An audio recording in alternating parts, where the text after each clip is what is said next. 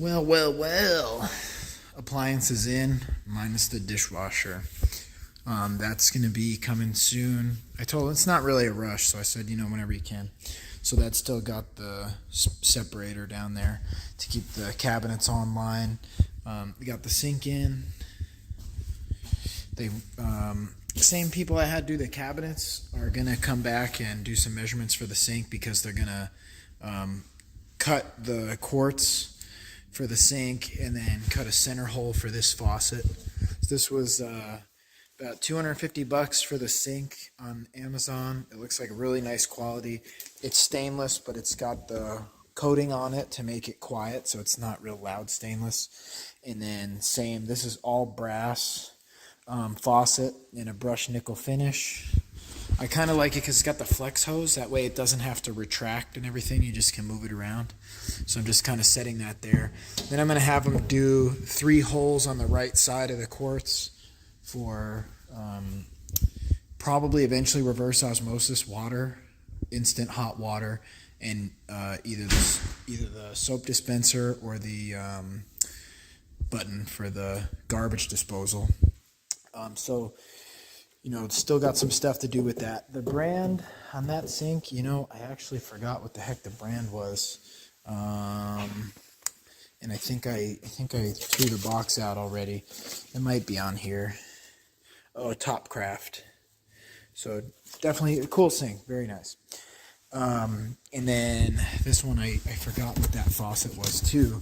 But it was pretty nice quality, and here's the number GI-US. It's a X002C88AQ5, and that one, I think about $70.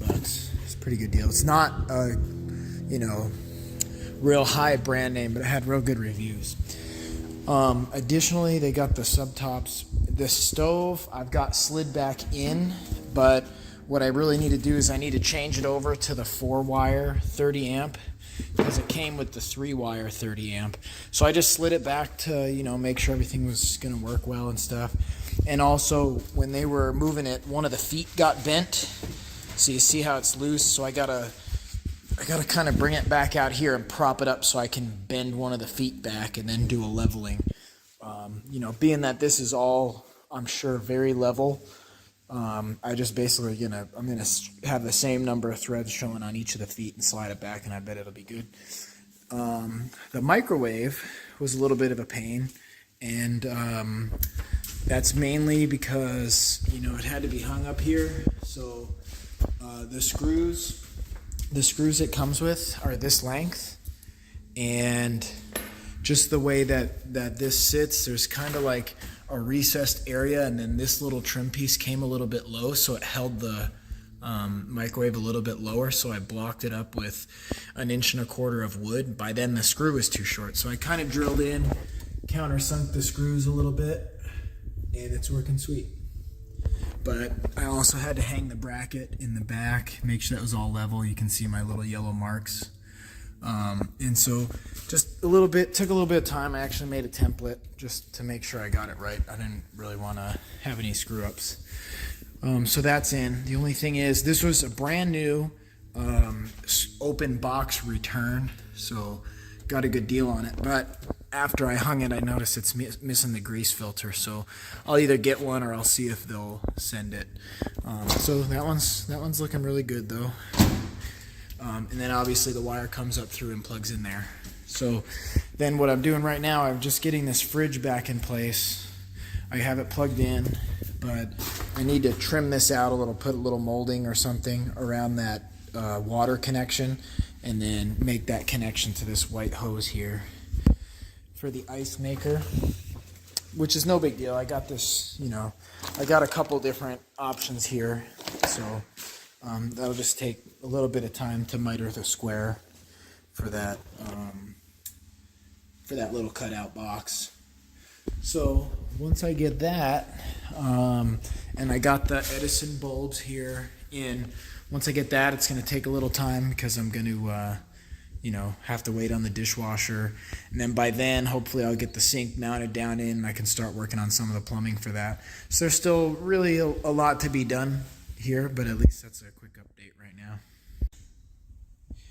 So we want some really custom cabinets. The customization continues. Basically, I got the a light kit. It's LED tape lighting off of Amazon. It's got a little transformer and plug up here. And then basically that wire, you know, I have regular wire that I'm running in. So I'm putting it in all the clear glass lids. You can see that's up on the top, and running it down to under counter right here. Very low profile. You really wouldn't even know it's there unless it's on. But where it's a little bit tricky is, you know, I'm trying to do no wires exposed. So, you know, like I'm sneaking it on the back side of the cabinets and all that stuff, and it's not really made so you can go between tape and wire. So basically I'm cutting the tape right here at that cut line, and then I'm just splicing in a positive and negative wire and just soldering it onto the contact points. So that's why I got my little soldering stuff set up. And that black wire is really nice because it actually used to be like a RCA kind of cable. Small conductors, good insulation. But the thing is, basically, when I leave that cabinet, let me take a step back here. When I leave that cabinet, I have no way to get to this cabinet without going surface, which will then be tiled over for a backsplash. So this is basically, it's some Cat 3, like kind of like early internet or phone wire. And I stripped it out of its little jacket here, and I separated all the other colors, and I'm just using this tiny little wire. I don't know what size it is. It's I don't know, shoot, 28 or something gauge. It's tiny. So this will actually be buried in the mortar for the backsplash. So running through there, this one is going to get attached up here, and then the very small wire is going to run down, go behind the cabinets, and then pop back up, be surface buried in the mortar here, and then, you know, I'll put a strip here.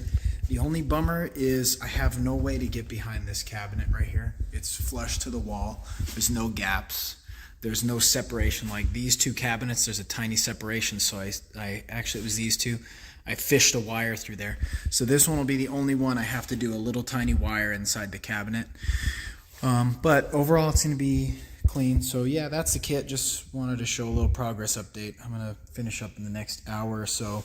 Once I solder those, I'm using this liquid electrical tape to just ensure that, I guess, you know, they can't touch. I mean, with the solid wire, it's pretty predictable. But with the stranded wire, one little wire goes from the positive to the negative, and it won't blow a fuse or short out, really. It'll just pull the whole LED strips down, all of them.